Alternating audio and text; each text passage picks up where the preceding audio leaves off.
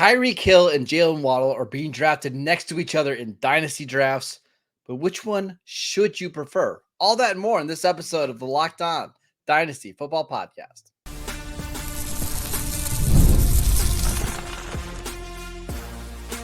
You are Locked On Dynasty Football, part of the Locked On Podcast Network.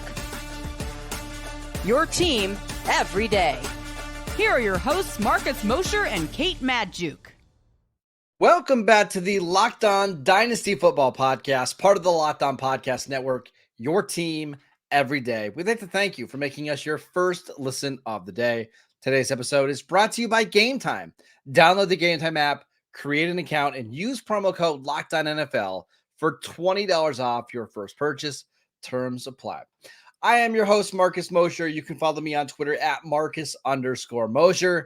Joining me today, as always, is Kate Madjuk. You can follow her on Twitter at Kate Madjuk. You can also read her at Pro Football Focus and Behind the Steel Curtain. On today's show, we're continuing with our This or That series, looking at some interesting wide receivers who are being drafted, sometimes pretty close to each other. And let's start in Miami with Tyreek Hill and Jaylen Waddle. It's gotten to a point, Kate, over the last couple weeks where those players are being drafted pretty close to one another. Which one do you prefer in dynasty leagues? It's got to be Tyreek Hill, and there are really no questions asked for me, which I'm actually kind of surprised that this ended up being as not close of a decision in my brain as I kind of thought it would be going into the stats. Now, Tyreek Hill being drafted on average is the wide receiver 9 in dynasty startups based on our latest batch of ADP from dynastyleaguefootball.com. Jaylen Waddle being drafted just a couple of spots behind him, wide receiver 12. And Marcus, I think what the point of hesitancy is in buying in with Tyreek Hill is the age factor. He's 30 years old, and you look at Jaylen Waddle, he's going to be turning 26 this year. So yeah, Tyreek Hill, he's got 4 years on Jaylen Waddle. But you know what he's also got? He's got a track record of absolutely ridiculous production, okay? Finishes a top 5 wide receiver in 9 of 16, top five wide receiver in 9 of 16 games this last season. Jaylen Waddle finishes a top 5 wide receiver in just 1 of 14 games, finished outside of the top 12 in all but 2 of his 14 games last year, finishes a wide receiver 3 or worse in 8 of 14 games this year, which it's not even close. I think we're probably getting very hung up on how much time do we have left for Tyreek Hill. He's already said he's going to plan to retire after the 2025 season. We'll see, by the way. We'll see. Yeah, if he keeps teetering very close to that 2,000-yard season, I don't think any of us are going to expect him, because even a declining and aging Tyreek Hill is going to be better than 99% of wide receivers in the National Football League.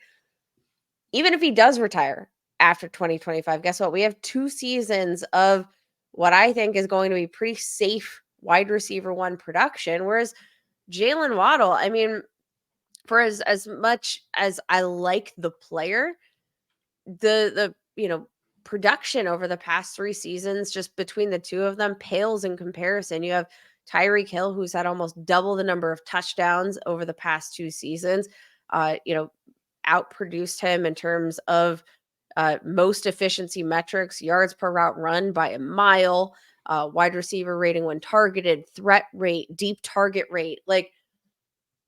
How is this even a question? I really like Jaylen Waddle, the player. I really do. I liked him coming out of Alabama, but I think the idea of Jaylen Waddle is better than the fantasy player that is Jaylen Waddle. Yes. You see somebody that has all the speed in a Mike McDaniel offense, but he's really just hasn't been the guy. And when he was the guy as a rookie, we saw the yards per reception go way down. Now, again, I know that was before Mike McDaniel. That was with a Tua that was kind of on and off the field. I would rather take Tyreek, because I think Tyreek, at least over the next 2 years, and I'm not buying that he's retiring after the 2025 season. I'm just not. He's still too good of a player. I think we're going to project him on a week-to-week basis as a top 5 receiver, Kate.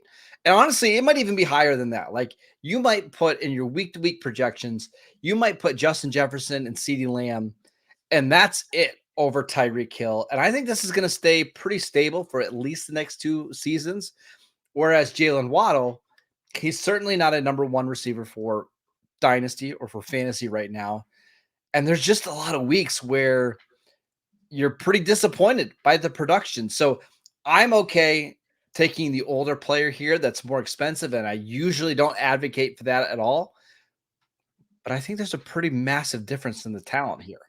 Yeah, and it sucks because you look at Jaylen Waddle, and if he were on like a handful of other teams on his own as his team's top wide receiver, this might be a conversation. Now, you mentioned when he was the focal point of the offense, albeit this was a different offense, right? You didn't have Tyreek or you didn't have Tua in the mix as a consistent asset. And, there wasn't much else in that offense. It was Jaylen Waddle, and we saw that efficiency was not quite there. But I think what he has gained in terms of traction and efficiency, we've seen him gain a lot of inconsistencies with that as well. Like he is not a strong and steady wide receiver too. I think we've just kind of seen it's Tyreek Hill. And I do think that even if you're getting 2 years, like let's say you get 2 years of even, let's expand it outside of the top 5, top 10 wide receiver production out of Tyreek Hill, I do think you're getting your money's worth because he is going to be a difference maker on any given week that can absolutely win you any week, hands down. It's just not close. And I do think that maybe Jaylen Waddle is a really good example of a guy who's like physical talent and attributes just doesn't necessarily match up with that fantasy production. Like that, he's one of those enigmas where you evaluate the talent, you watch the tape. It feels like he should be more valuable to your fantasy football team than he actually is. I also worry about Jaylen Waddle's injury history, and it's pretty significant. I've got it right here in front of me. I'll go through it. So starting with his last year at Alabama, he had a high ankle sprain that required the tightrope surgery. And then in 2021, he had another leg injury. 2022, another right leg injury, a groin injury, a shoulder injury, an oblique injury, a concussion, a back strain and spasms, and then in 2023, a left knee injury, a rib injury, and then a ankle sprain that cost him 2 games at the end of the 2024 season. Like those injuries are starting to rack up, and we're talking about somebody now who has not produced at anywhere near a wide receiver 1 level, and yet you're paying wide receiver 1 prices, right? At wide receiver 12 or low end wide receiver 1 prices. I will take Tyreek Hill, especially for this year, for next year, and beyond that, we'll see. Yeah, I definitely think that injuries are probably one of the more underrated aspects of the evaluation. I mean, just last year alone, only missed 3 games in total, but played 70% or fewer of snaps in a good chunk of games last year, which like I know that may not seem like a big threshold, but like if you are paying wide receiver 1 prices, I want you to be on the field more than 69% of snaps, right? Yes. Every snap that you're not on the field is an opportunity, one fewer opportunity for me to earn fantasy points. Correct.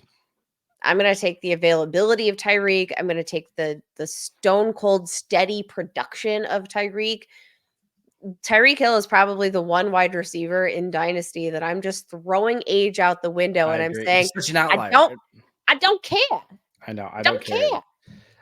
So Tyreek Hill and Jaylen Waddle, that's an appetizer for our main dish, which is Nico Collins versus Tank Dell. We will get to that next. This episode is brought to you by Gametime. With killer last-minute deals, all-in prices, views from your seat, and their lowest price guarantee, Gametime takes the guesswork out of buying NFL tickets. I can't wait to go to NFL games this year. This is going to be one of the best seasons ever, and Gametime is going to help us out. You can save up to 60% off buying last-minute tickets for sports, concerts, comedy events, theater events near you, and save even more with exclusive in-app deals on select seats ahead of the game or the event. And listen to this, you can save even more when you choose a section and let Gametime choose your seats. Let them take the guesswork out of buying tickets with Gametime. Download the Gametime app, create an account, and use promo code LOCKEDONNFL for $20 off your first purchase. Terms apply. Again, create an account, redeem promo code LOCKEDONNFL for $20 off. Download the Gametime app today. Last minute tickets, lowest price guaranteed. Welcome back to the Locked On Dynasty Football Podcast. Are you watching Fox Sports or ESPN on your TV all day? Are you having to turn down the volume because of all that shouting? Make the switch to Locked On Sports today, a free 24/7 sports streaming channel program for you every day to bring you the biggest stories without all that screaming. Locked On Sports today brings you can't miss analysis, opinions, and news, streaming 24/7 on YouTube or on the free Amazon Fire TV channels app.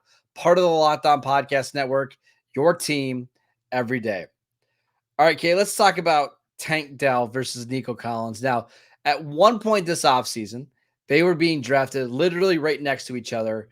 The gap has widened a little bit. Nico Collins right now, wide receiver 19. Tank Dell down to wide receiver 22. I think that comes after the Stephon Diggs news. Which one of these receivers do you prefer in your dynasty leagues? This is going to kill me, Marcus. I'm going to go with Nico Collins at wide receiver 19 here. Now, I love Tank Dell, and both of you and I were huge Tank Dell fans coming out of Houston. Like, I don't think there was anybody that was probably as hot on the Tank Dell train. Just as I said, Tyreek Hill is the exception for age in terms of dynasty.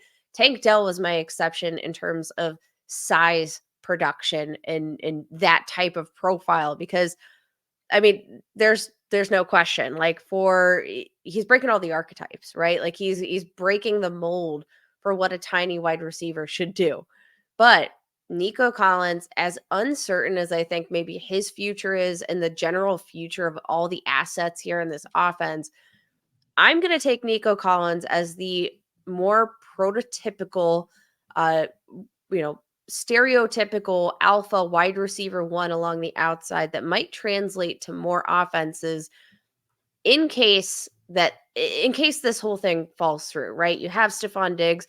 He's on a 1-year deal with the Texans. So, like, yeah, maybe they get a long-term deal with Nico done. But, like, if they don't, I do think that Nico's skill set is going to translate virtually anywhere. I don't think you need a overly accurate quarterback. I think he can compensate for a lot. But this one's really hard. Like, as quickly as I said Nico Collins, it's a very hard evaluation. What do you think? Nico Collins or Tank Dell? And you could basically swap them one for one right now in their dynasty value. I really struggle with this one as well because, as you can tell, I'm a big Tank Dell fan. I kind of collect his football cards if you're watching this on YouTube. So I'm biased here a little bit. Like, I love Tank. I loved him coming out of Houston as a prospect. Man, I'm going to give you the worst reasoning ever why I'm taking Tank Dell over Nico Collins. There was a podcast with Micah Parsons and CJ Stroud this offseason where they were building the ultimate offense versus the ultimate defense of NFL players right now. That was actually, can I just say, for those of you who haven't seen it, that was probably one of my favorite clips that I've ever seen in terms of an interaction between two football players. Yeah, it was really, really good. And who did CJ Stroud pick to be his flanker receiver? It was Tank Dell. Now, he did mention Nico Collins. He mentioned some of the other receivers, but that was very interesting that Tank Dell was the guy that he kind of singled out there. It's also interesting that Tank Dell was the receiver that CJ Stroud wanted during the draft. Like, he was so excited, he kind of begged Houston's front office to draft Tank Dell. I don't know how much that's going to factor in here, but it's clear that Tank Dell is a favorite of CJ Stroud. And it's clear that when Nico Collins and Tank Dell were playing together, it was actually Tank Dell that was out producing them, right? Now, there's some questions about Tank Dell's size.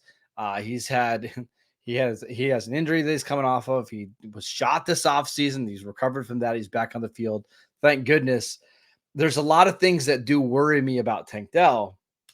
We just got done talking about an outlier in Tyreek Hill, and I don't want to compare Tyreek Hill to Tank Dell, but there's some parts of their games that are similar to me in what they can do. I think Tank Dell could be the next T.Y. Hilton, like this undersized receiver playing in a dome that could go for 1,300, 1,400 yards every season as a deep threat. I'm going to take Tank Dell here, Kate. Again, very fair. And a lot of this is kind of nitpicking for me, right? Like from an evaluation standpoint, when I'm looking at them one for one, in terms of my evaluation, in terms of how much I like them, they are literally 1A and 1B, but very different types of receivers. Now, looking at their overall efficiency last year, though, Tank Dell did seem to be more of the like it was more of a 50-50 split than you probably would have expected when both of them were on the field. But Yes. Nico Collins did have the edge in most efficiency metrics last year. Among wide receivers, you had Nico Collins rank 3rd in fantasy points per target, 4th in fantasy points per route run. Had the edge in terms of yards after the catch per reception, a big edge in yards per route run. A higher percentage of targets went his way when he was running routes as opposed to Tank Dell. Like all in all, obviously, like how would the season had fully spanned out if we got to see Tank Dell deep into his rookie year? Like I don't know, but I mean the point is at the end of the day, Nico Collins had 1,500 receiving yards through the regular and I know. postseasons, 9 touchdowns. I just think his game, like Tank Dell, I think can be more of a deep threat, can be more of the maybe boom guy, but I do think the consistency when I'm looking at each of these guys on a week to week basis, I think Nico Collins might be the more consistent asset. And like I said, let's say he moves on and He's doesn't going to get re-sign with, paid. He'll he's get paid. getting paid, and he does have the size. He has the production. He had like this was his 3rd year breakout, and my Yep. God, what a freaking 3rd year breakout it was! Like Nico Collins, if he's not re-signed with the Houston Texans, he is absolutely going to get paid big time money. And I do think that like if he is a team's primary target, he is an alpha wide receiver. And By the way, I think you're probably right. I think that's certainly the safer I call. think he's the safer option. And Yes, yes, because he's got the size. He's also a great athlete. I think he projects more as that alpha X receiver. I just kind of want to bet on Tank Dell, and I want to bet on him because we know he's going to be with the Texans for at least the next 3 years. I kind of want to bet on that. I also know that I'm very, very biased, so that plays a factor into this. I want Tank Dell on my dynasty teams because he's fun to root for, and especially now that he's cheaper than Nico, I'm in. Okay, let's talk about some Packers receivers because I got a feeling we're going to differ here because we've been differing on the Packers receivers all off season. Who would you rather have, Jayden Reed or Christian Watson? We'll discuss that next. This episode is brought to you by FanDuel. It's winner take all time in the NBA and in the NHL, and FanDuel is giving you a shot to bring home a big win of your own. Right now, new customers can get $150 of bonus bets with any winning $5 bet. That's $150 to bet on spreads, money lines, player props, and more. Right now, the Boston Celtics are minus 1,800 to beat the Pacers in the Eastern Conference Finals. I wouldn't recommend betting on that, but Pacers, I think I've got some pretty good odds. Listen, let me say, I'm going to be rooting for Indiana. So I'll sprinkle a little bit of money on that. I can't wait to see. Visit FanDuel.com/lockedon and make every playoff shot count with FanDuel, America's #1 sportsbook. Welcome back to the Locked On Dynasty Football Podcast. We are breaking down some wide receiver rooms in the NFL where we're having to choose based on their ADP. And this is a really fascinating one, Kate. Let's talk about the Green Bay Packers. We've got Jayden Reed at wide receiver 36 and Christian Watson, wide receiver 39, being drafted pretty close to one another, despite Christian Watson basically doing nothing last year. Who would you rather have here? It's Jayden Reed, and this is so freaking easy for me, Marcus. Like, this is not even close. And when I saw their ADP, I was actually completely and totally shocked. My jaw was hitting the floor because the production last year, the availability last year. I mean, let me just take you through a list here of all the categories in which Jayden Reed outproduced. And this is just like a few. This is like a little short sample for y'all. These are the number of categories in which Jayden Reed outproduced Christian Watson in the 2023 season. Yards per route run, percentage of routes run in which he saw targets, yards after the catch per reception, passer rating when targeted, percentage of catchable targets that were actually caught, games played, fantasy points per route run, fantasy points per target. Need I go on, Marcus? I love Christian Watson as an athlete, but there is no doubt in my mind that Jayden Reed at this point in this career is the more refined wide receiver and the more available wide receiver because of the fact that he doesn't get a hamstring injury every time he walks. That's the big concern for me with Christian Watson. It's the injury stuff. And I know the Packers staff has been trying to figure out all offseason long what's going on here between these two players. Or sorry, between Watson and how they can take care of it. But I just come down to I think Jayden Reed's touchdown potential is going to regress a little bit. I don't see him scoring double-digit touchdowns next year. I think it was a little fluky. I also think he's a little bit of a gadgety type of player. Are you telling me you're actually picking Jayden Reed? Or you're picking Christian Watson over Jayden Reed? Yeah, I am. And even if their ADPs were exactly the same, I think I would take Christian Watson over Jayden Reed. I think there is like a 10% chance that Christian Watson is just this athletic freak. And this is the year that everything clicks. He stays healthy. He's the one that's making plays down the field. He's the one that's on the receiving end of all these Jordan Love deep bombs. I think if he hits, he's going to be a top 12, top 14 fantasy receiver. Whereas if Jayden Reed hits, okay, you're looking at maybe a low end wide receiver 2, maybe middle Marcus, end wide in the receiver second 2. half of last season, Jayden Reed was the wide receiver 10 for the entire I second know. half of the season. I, Like, you but cannot but tell me that you but think Jayden Reed is more gimmicky when the fact that, like, he is more of the possession wide receiver than he Christian is. Watson is. Christian Watson is the gimmick. See, I don't view Christian Watson as a gimmick because I feel most of his targets are way down the field. Like his ADOT is ridiculous, right? He's Yeah, that getting these. doesn't help you with consistency. That's the It gimmick, doesn't. right? It doesn't. But I also think there's just a chance that he becomes the version of Martavis Bryant that we saw early on in his time in Pittsburgh. I That lasted a while. Well, I mean, it lasted only a little bit because of some Mhm. off-field issues, right? I want the big athletic freak that's paired with Jordan Love that's going to be on the receiving end of all these deep targets. And I'm willing to gamble on him. And I know the consistency probably won't be there from week to week. But if it is, we're talking about is a legitimate game changer at the wide receiver position.